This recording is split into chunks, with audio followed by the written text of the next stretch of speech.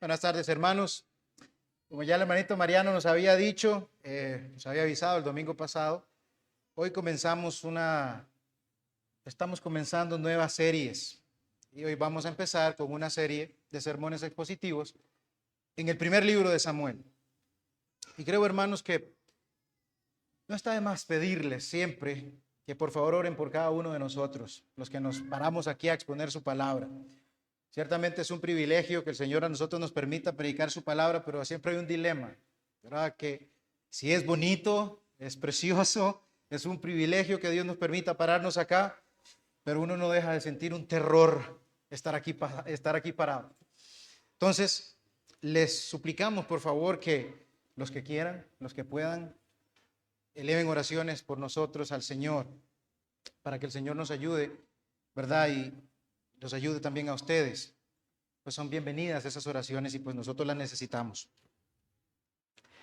Yo no les quito más tiempo con esto. Vamos a empezar primero con una introducción al libro de Samuel. Hoy nos vamos a quedar con una introducción al libro de Samuel para no entrar de golpe, sino que más bien tengamos en nuestra mente a qué es lo que vamos a encontrarnos en el primer libro de Samuel. Pero antes yo quiero leer el capítulo 8 de la Confesión de Fe, párrafo 10. Y vamos a ir viendo, ahora más adelante, vamos a ir viendo qué tiene que ver esto del capítulo 8 de la Confesión de Fe acá. Dice así el capítulo 8 de la Confesión de Fe en el párrafo 10. Esta cantidad y orden de oficios, es decir, profeta, sacerdote y rey, son necesarios, pues por nuestra ignorancia tenemos necesidad de su oficio profético, hablando de Cristo. Y por nuestra separación de Dios y la imperfección del mejor de nuestros servicios, necesitamos su oficio sacerdotal para reconciliarnos con Dios y presentarnos aceptos para con Él.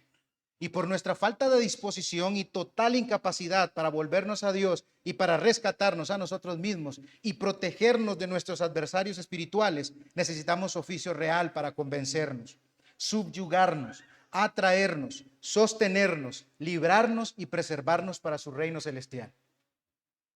Espero le hayan puesto atención a eso.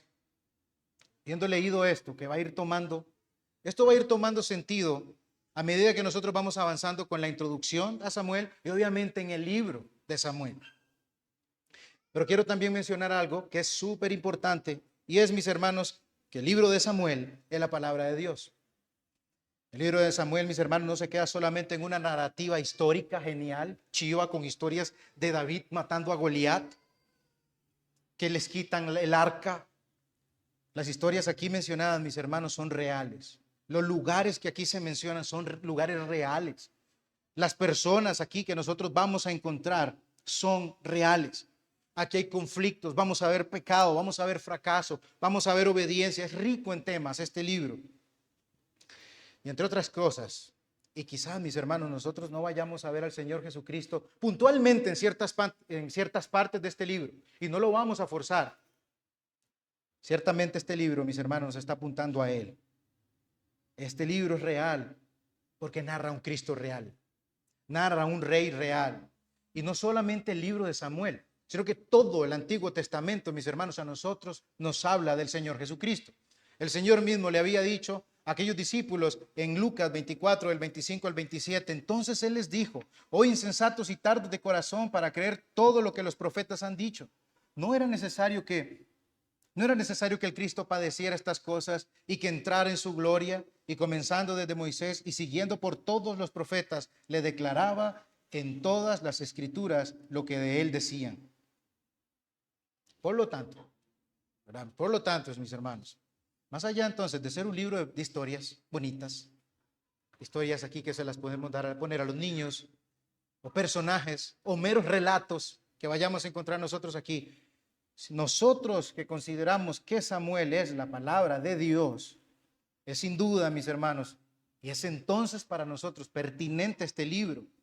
Y al ser la palabra de Dios es útil para enseñarnos, útil para redarguir, para corregir, para instruir en justicia, a fin de que el hombre de Dios sea perfecto, enteramente preparado para toda buena obra. Este libro es necesario. Si usted está sentado aquí y usted ama a Cristo, este libro le es pertinente. O sea, usted lo necesita oír. No es un libro que está ahí en el Antiguo Testamento y lo rechazo porque está en el Antiguo Testamento y no miro a Cristo, porque apunta a Cristo. Lo necesitamos. Entonces espero que esta pequeña base que acabo de hacer haya quedado clara. Samuel es la palabra de Dios y nos apunta al Señor Jesucristo. Y obvio, forma parte de ese marco histórico redentor que nosotros vamos a ir desarrollando en ese libro. Otras cosas que necesitamos saber para esta introducción de Samuel, para que no se quede ahí. ¿Quién escribió Samuel? ¿Quién escribió este libro, este rollo? Los autores, mis hermanos, de primera y segunda de Samuel son desconocidos. Él o los autores son desconocidos. Realmente los eruditos dicen es desconocido quién escribió Samuel. Aunque Primera de Crónicas 29, del 29 al 30, implica que quizás Samuel o algunos de sus discípulos lo escribieron y dejaron esos registros, ¿verdad? Que ellos lo escribieron. Aparece en Primera de Samuel 25:1 y 28:3, donde se menciona la muerte de Samuel. Entonces ya uno llega a decir, no, Samuel pudo haber escrito una parte, pero lo demás, la mayor parte de Samuel, después de su muerte, probablemente fueron sus discípulos. Lo real es que, mis hermanos, es desconocido. Los eruditos dicen eso, es desconocido. Primero y segundo de Samuel es un rollo, ¿verdad? Es un rollo en la Biblia hebrea.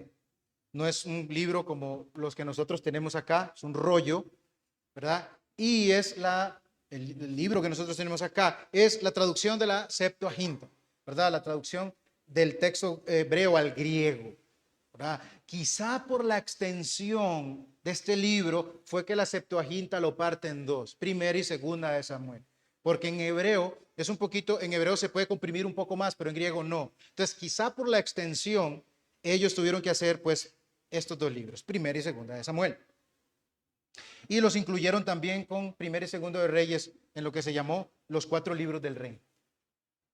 El título que nosotros encontramos en Samuel, el que nosotros tenemos en las Biblias, se refiere obviamente a Samuel. ¿A cuál Samuel? El Samuel que establece la monarquía en Israel.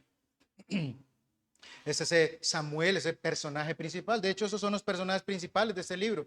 Samuel, ¿verdad? Vamos a poner a Saúl y David. Esos son los principales. Él establece esa monarquía en Israel, unge a Saúl primero. Desde ya les pido disculpas si me confundo mucho con Saúl y Samuel, porque a veces digo Samuel, pero es Saúl, y a veces digo Saúl, pero es Samuel. Entonces, aquí casi me confundí, pero solamente para que tengan en consideración eso. Samuel, mis hermanos, es quien marca ese tránsito del libro de Jueces a Primera de Samuel. Ya vamos a ir adentrándonos porque necesitamos saber dónde estamos en ese marco histórico redentor y cómo y en qué situación se está escribiendo Samuel. Pero vamos a ir viéndolo poquito a poco. Dicen los eruditos, los escritores, ¿verdad? Los estudiosos de la escritura, que probablemente o aproximadamente este libro se dio, los acontecimientos se dieron en el 1105 al 971 a.C.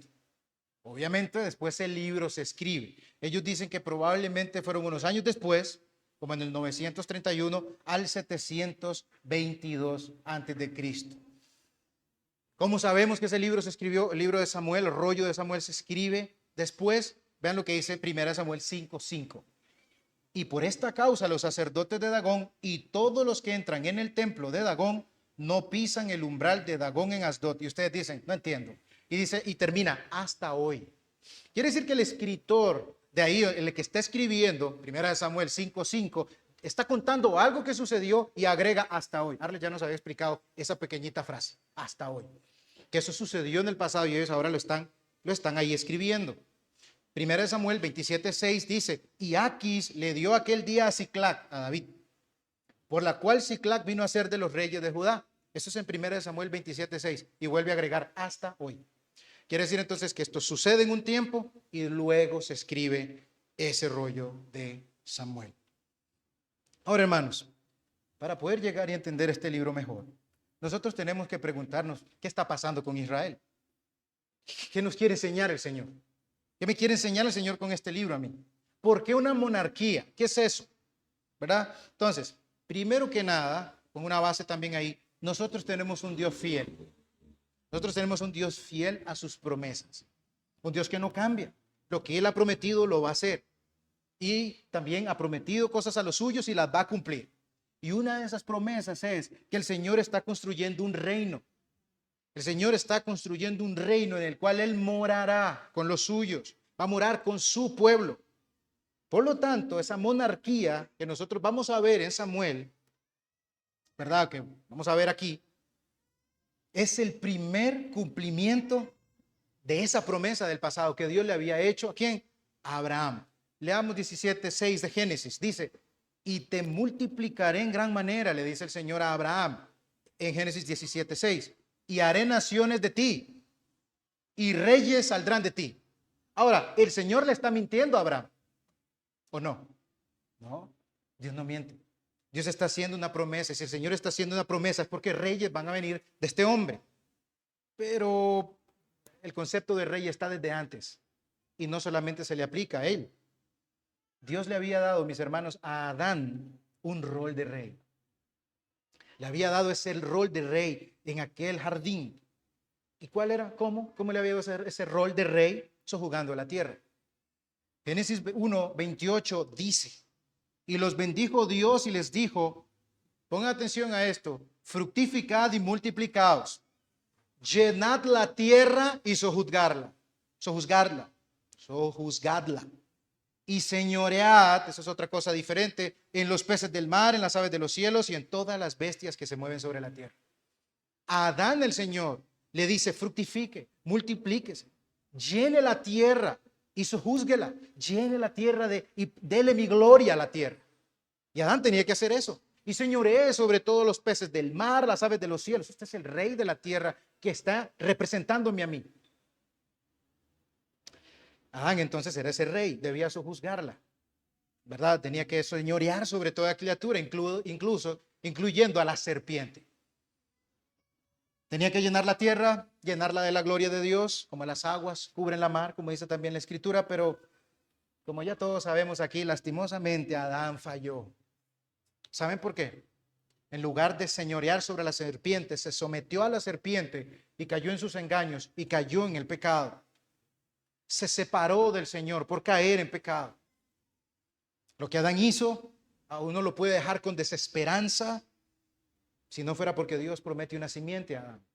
Y ese es el primer, ese es el protoevangelio, ¿verdad? Todo lo que Génesis 3:15, lo que llamamos también el pacto de gracia, anunciado por primera vez.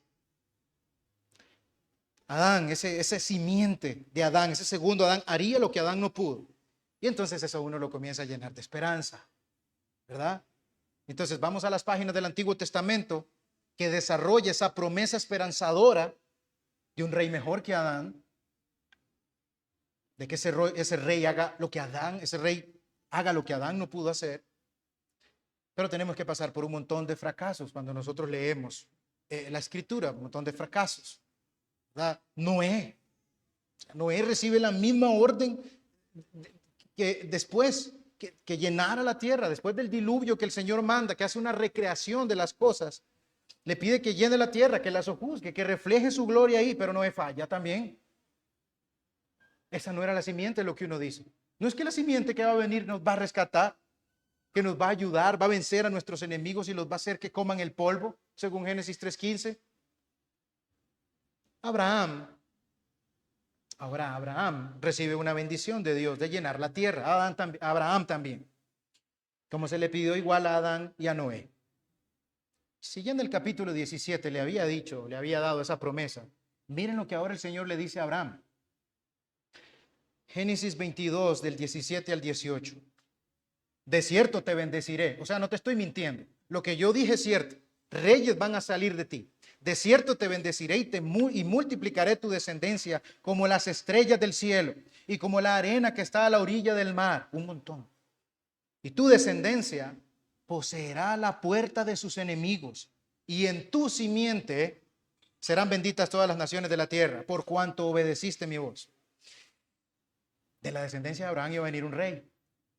El Señor se lo está afirmando. Ya se lo dijo en el 17, ahora se lo afirma más vehementemente.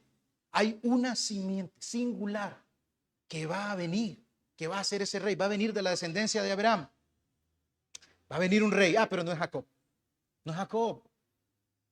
Porque nosotros vemos que Jacob muere y le da una promesa, ¿adivinen a quién?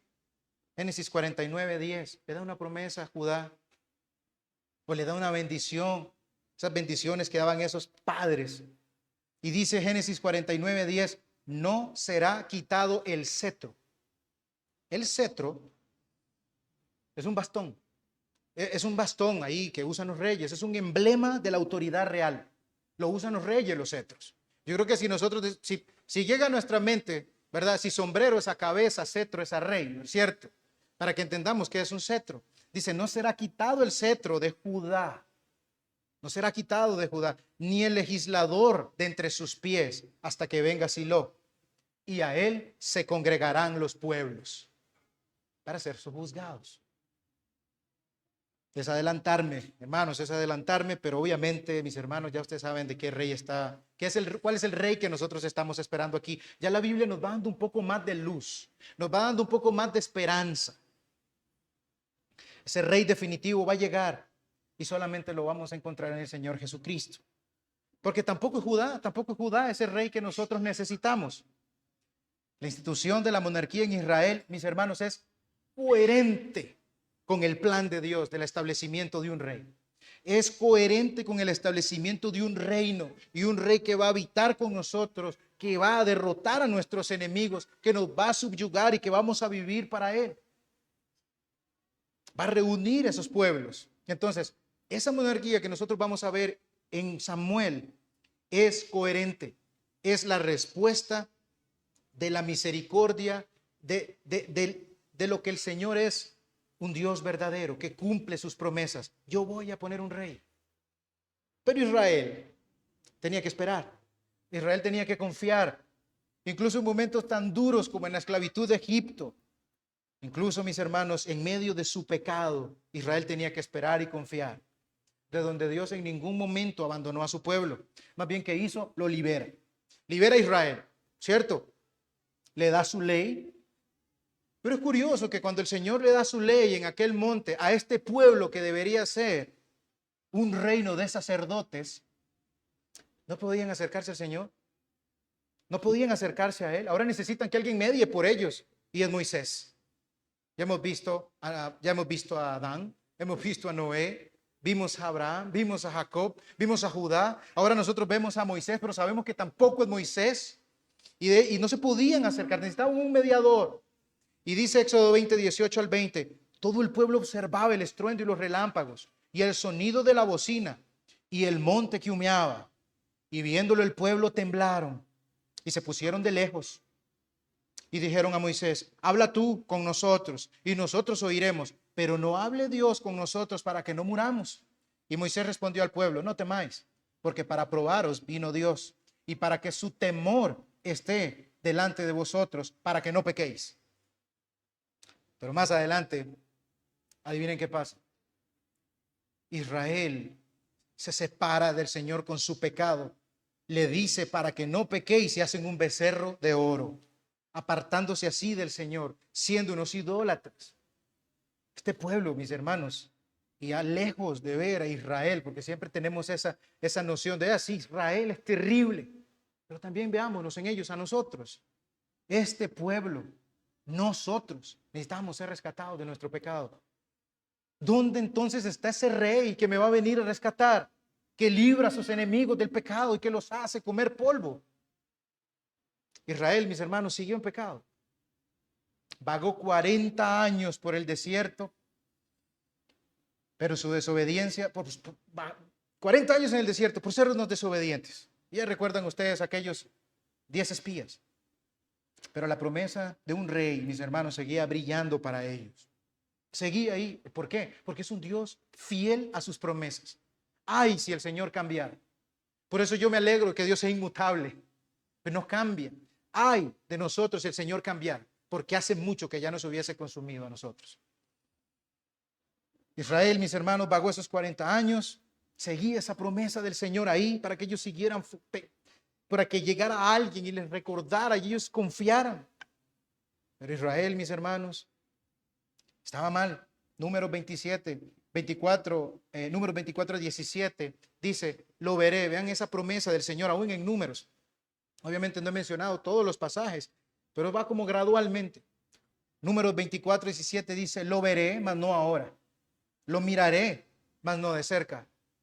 Saldrá estrella de Jacob y se levantará cetro de Israel.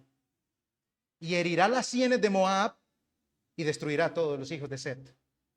Sigue la promesa. Yo no les he fallado. Yo sigo teniendo esa promesa ahí. Y ustedes vuelven a leer aquí, volvieron a escuchar, cetro. Lo mismo que acabamos de leer en Génesis 49:10. Leímos que a quién se le iba a dar el cetro, a Judá. Obviamente, mis hermanos, aquí nosotros ya estamos llegando al fin de esta inmensa introducción. Y creo que pensé que esto iba a ser más largo, pero llegamos, mis hermanos, a que la institución de esa monarquía va a ser bajo esa dinastía de David. Pero, ¿por qué una monarquía? Vuelve a la pregunta, ¿qué estaba pasando en Israel? ¿Por qué una monarquía? Porque, mis hermanos, el pueblo de Dios, que bajo el liderazgo de Josué vivieron sirviendo al Señor y que habían incluso prometido servirle, en Josué 24:19 al 24 dice, entonces Josué dijo al pueblo, no podréis servir a Jehová, porque Él es Dios santo y Dios celoso. No sufrirá vuestras rebeliones y vuestros pecados. ¿Por qué dice esto? Porque Israel siguió pecando, porque Israel siguió apartándose del Señor, Israel siguió olvidando sus promesas y siendo incrédulas a ellas. Si dejareis a Jehová y sirviereis a dioses ajenos, Él se volverá y os hará mal. Y os consumirá después de que os haya hecho bien. El pueblo entonces le dijo a Josué, no, sino que a Jehová serviremos.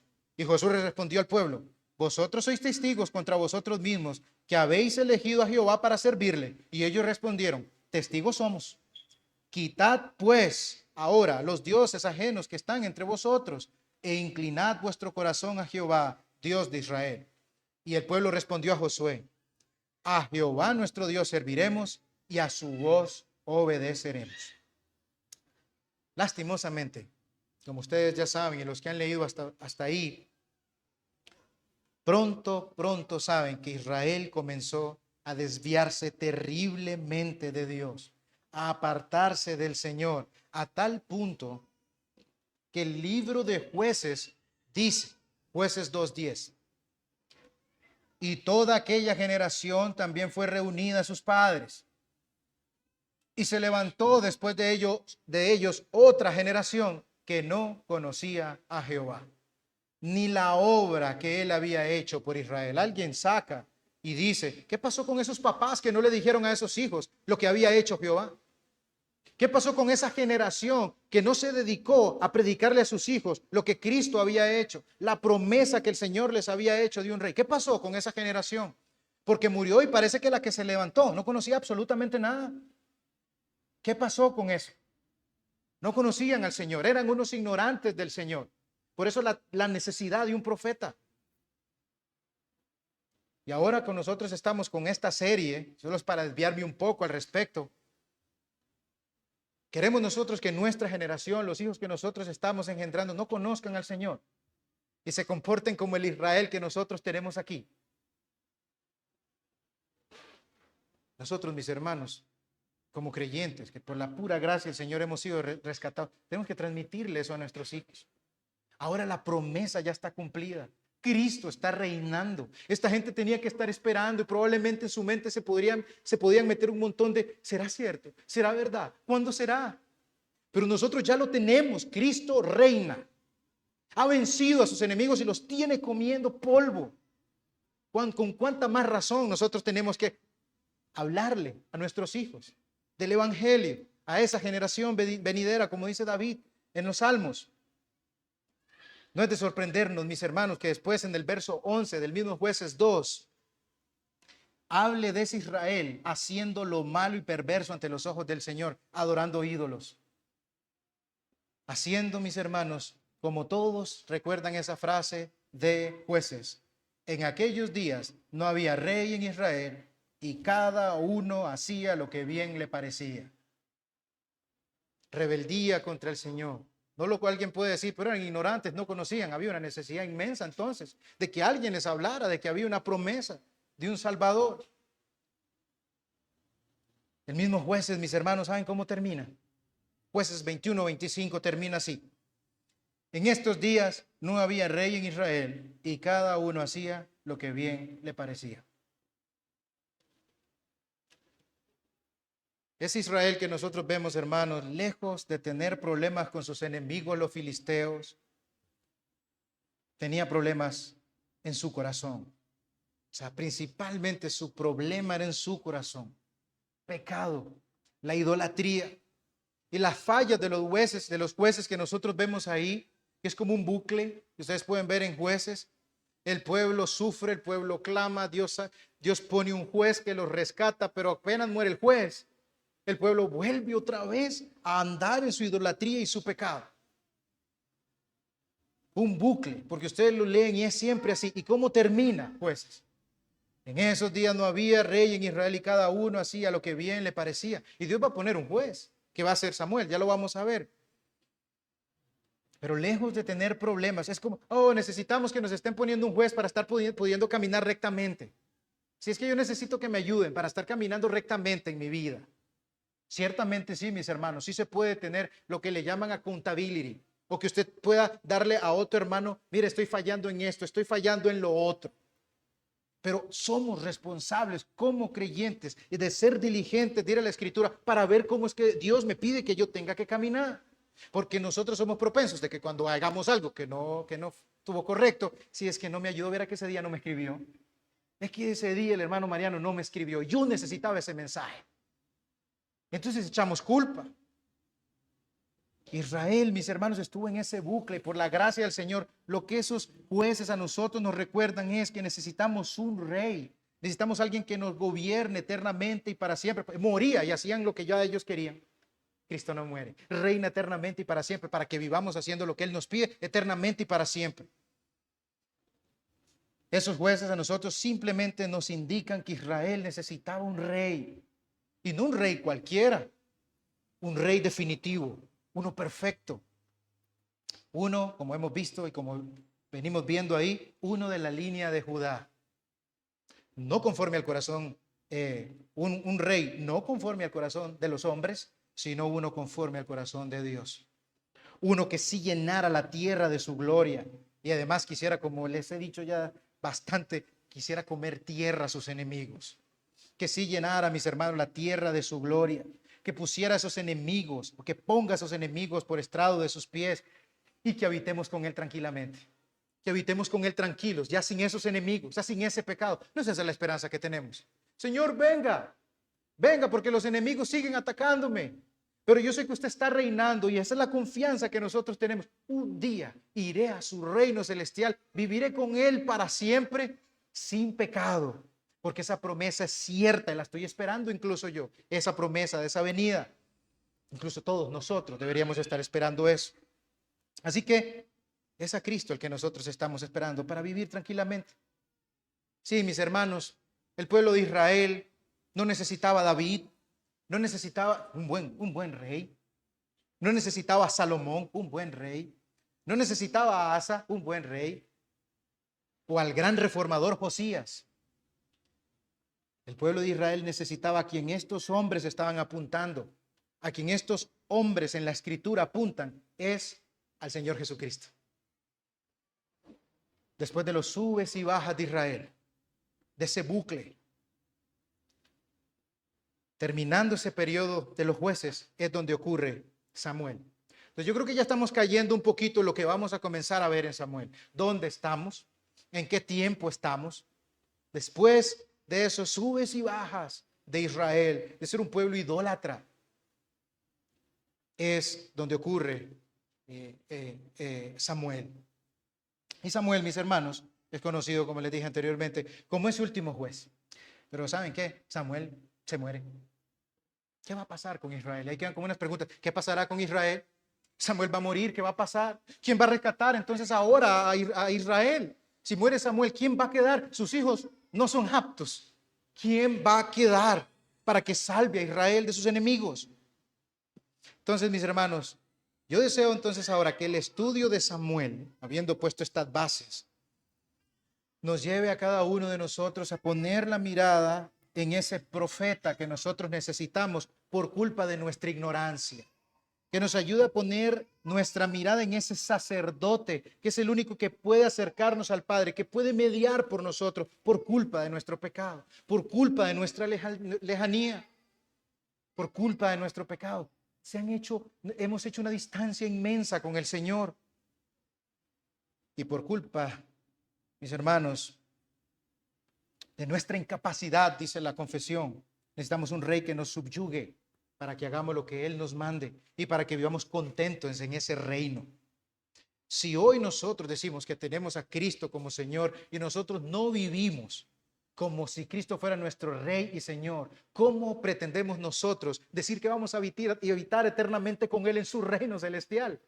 Si hoy desde aquí no lo hacemos, no piense que lo va a hacer allá. Entonces, yo espero que ese libro nos ayude a nosotros a poner los pies sobre la cabeza de ese Rey precioso que tenemos nosotros en Cristo Jesús. Ya estoy terminando. Creo que se fue rápido. Cito los apuntes del hermano Taylor Walls, es un profesor del seminario, hablando un poco de esto, de la teología bíblica. Esto es el marco histórico redentor de lo que va a la Biblia. Dice, hasta este punto, dice el hermano Taylor, hemos estado esperando a un rey prometido, quien va a inaugurar y consumar el reino prometido. Este rey no fue Adán, ni sus hijos, no fue Noé, tampoco fue Abraham, ni Isaac, ni Jacob, tampoco fue Judá, ni fue Israel, ni tampoco fue Moisés. Pero ahora sabemos que viene del linaje de Judá. Y es un profeta, dice el hermano Taylor, y es un mediador. Y es un mediador como Moisés, que va a dirigir a su pueblo Israel a un éxodo nuevo, a una liberación nueva. Por medio de los libros de Josué y Jueces y Ruth, dice el hermano, nosotros llegamos al glorioso reino de David. La venida de David es la respuesta de Dios a un problema presentado en el libro de Josué y Jueces. Después del liderazgo central de Josué, Israel sufría mucho en el tiempo de los jueces. Y el problema era el pecado de los israelitas. Y una respuesta esperada a ese problema era un rey. Porque dice Jueces 21:25, no había rey en Israel. Y cada uno hacía lo que bien le parecía. Encontramos el pasaje clave, dice el hermano Taylor, en cuanto a David, en 2 de Samuel 7, del 8 al 16. Y leo para ustedes lo que dice. Ahora pues, dirás así a mi siervo David, así ha dicho Jehová de los ejércitos, yo te tomé del redil, de detrás de las ovejas, para que fueses príncipe sobre mi pueblo, sobre Israel. Y he estado contigo en todo cuanto has andado. Y delante de ti he destruido a todos tus enemigos. Y te he dado un nombre grande como el nombre de los grandes que hay en la tierra. Además, yo fijaré lugar a mi pueblo Israel y lo plantaré para que habite en su lugar y nunca más sea removido. Ni los inicuos le aflijan más como al principio, desde el día en que puse jueces sobre mi pueblo Israel. Y a ti te daré descanso de todos tus enemigos. Asimismo, Jehová te hace saber que Él te hará casa. Y cuando tus días sean cumplidos y duermas con tus padres, porque tampoco era David al que estábamos nosotros esperando. Cuando duermas con tus padres, yo te levantaré después de ti a uno de tu linaje, que no es Salomón, el cual procederá de tus entrañas, y afirmaré su reino. Él edificará casa a mi nombre, y yo afirmaré para siempre el trono de su reino. Porque incluso, mis hermanos, Roboam murió, el hijo de Absalón. Todos esos reyes murieron. Yo le seré a él padre, él me será a mi hijo, y si él hiciere mal, yo le castigaré con vara de hombres y con azotes de hijo de hombres, pero mi misericordia no se apartará de él como la aparté de Saúl, al cual quité de delante de ti. Y será afirmada tu casa y tu reino para siempre delante de tu rostro, y tu trono será estable eternamente. La tumba de David existe. Pedro dice en la Escritura, ahí está. La del Señor Jesucristo no. Él resucitó y vive eternamente y para siempre. Ese es nuestro Rey. A Él es al que pone la mirada Samuel. A Él es al que nos dice ese libro de primera de Samuel: mira a Cristo, pecador. Ese es el Rey prometido que viene para nosotros. Ahí nosotros vamos a ver profetas, vamos a ver esos oficios de profeta. Bueno, cuando miremos ese oficio de profeta, recuerden una cosa: soy un ignorante que necesito a Cristo, el profeta. Vamos a ver sacerdotes, y sacerdotes sinvergüenzas, como Ofni y Finés. Y vamos a darnos cuenta que lo que nosotros necesitamos es que alguien medie por nosotros, porque hay una incapacidad tremenda. Yo no puedo acercarme al Señor. Y vamos a ver, mis hermanos, que nosotros somos incapaces, que nosotros queremos vivir para nosotros, queremos vivir haciendo lo que nosotros decimos, menospreciando a un rey que está sentado y hoy reina, y no lo consideramos. Entonces, cuando veamos eso, vamos a recordar a Cristo. A Cristo. Mis hermanos, yo creo que si una cosa a nosotros nos tiene que, muchas veces se los he dicho, llenarnos el corazón de alegría, es Cristo. O sea, es ver cómo en las Escrituras habla de Él. Considerando ya lo visto, esa introducción tan inmensa, ¿cómo aplicamos nosotros esto a nuestros corazones? ¿O cómo esto se aplica, mis hermanos, a nuestros corazones? ¿Qué debo hacer yo? ¿Cómo aplico esta introducción que acabamos nosotros de ver? Bueno, yo creo que como creyentes esto debe reafirmar, fortalecer la esperanza viva y verdadera que nosotros tenemos. Tal vez para Israel era una esperanza ahí cuestionable, ¿verdad? Pero es que Dios dijo, nunca. Pero es que nosotros ya tenemos al Señor Jesucristo. Tenemos completo la Escritura para ver que es cierto. Él está reinando, ha vencido al enemigo. Entonces, esto tiene que a nosotros reafirmar, fortalecer esa esperanza viva y verdadera que nosotros tenemos. Cristo, mis hermanos, está a la diestra de su Padre. Él está reinando. Entonces, que por pura gracia yo fui llamado por el Evangelio del Señor. Yo fui llamado, mis hermanos, y al hermanito Mariano nos lo dejó súper claro. Yo no fui llamado porque, mira, caramba, hoy voy a decidir ser bueno. Soy un ignorante, yo no sé nada. El que diga que yo me voy a poner, no, yo decidí creer porque era que yo entiendo la Biblia súper bien. Es por la pura gracia del Señor que quiso hablarnos a nosotros. Ese profeta habló, convenció, hizo ese llamado a nuestras vidas.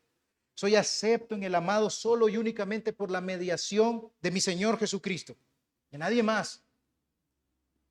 Y que ahora, como ya les repetí, vivo para servir a mi Rey, el cual me amó y se entregó a sí mismo por mí. Qué gran Salvador nosotros tenemos en el Señor Jesucristo. Mis hermanos, vea, un domingo.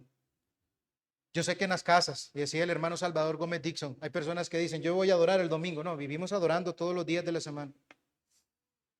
Pero mis hermanos, creo que el domingo es tan importante venir a estar escuchando del Salvador. Que nos, por ejemplo, que nos enseñen de la familia fundada en esa escritura que nos ha dejado nuestro Señor.